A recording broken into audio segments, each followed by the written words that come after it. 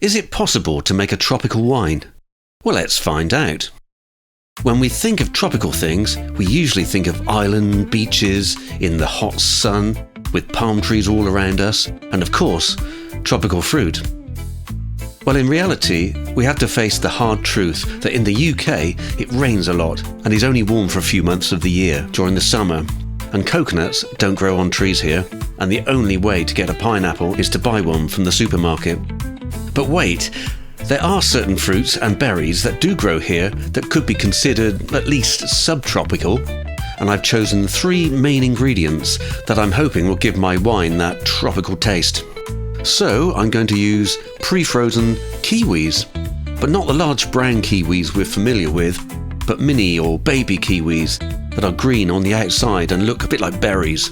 These actually grow in my garden every year around an archway.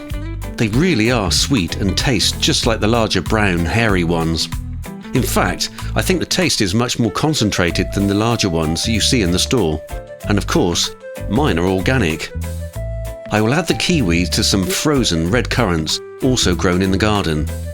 The red currants will give some acidity and colour to the wine. Next, something a little bit different. Oh, really? Fuchsia berries. Fuchsia plants are growing in abundance in my garden, and they're a very common plant in the UK.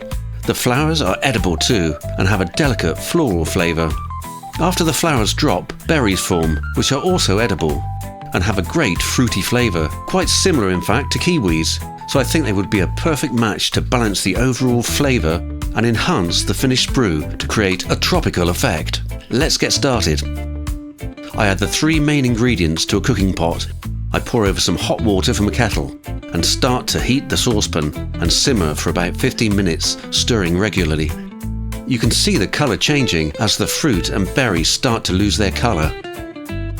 The simmering will help to kill off any bacteria and wild yeast.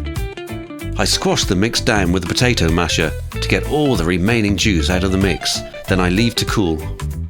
When the mix has cooled down a bit, I pour it through a colander and sieve to make sure there's not too many bits going into the fermentation bucket, which will help to reduce the amount of sediment I have to deal with when racking it off later. All I have to do now is mix up 1.2 kilograms of white granulated sugar in warm water and add it to the mix.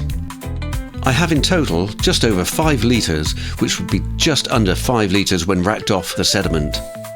I'm expecting this one to be cloudy, as I don't have anything to clear the pectic haze that I will get from the kiwi fruit.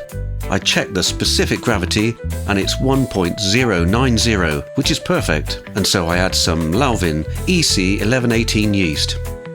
After 3 weeks, it finished dry at a gravity reading of 0.994. That's ended up as a strong 12.5 ABV. This might end up being more like a cocktail. I rack it to a demijohn with an airlock and let it sit in a dark room at a constant 19 degrees centigrade for about a month. Then I racked it again to 3 containers, ready to try. So let's pour a glass and give it a taste. So, have I made the ultimate tropical wine? Absolutely not. There's no pineapple or coconut flavour, but the kiwi fruit flavour is strong, and the red currants and fuchsia berries add a nice overall balance.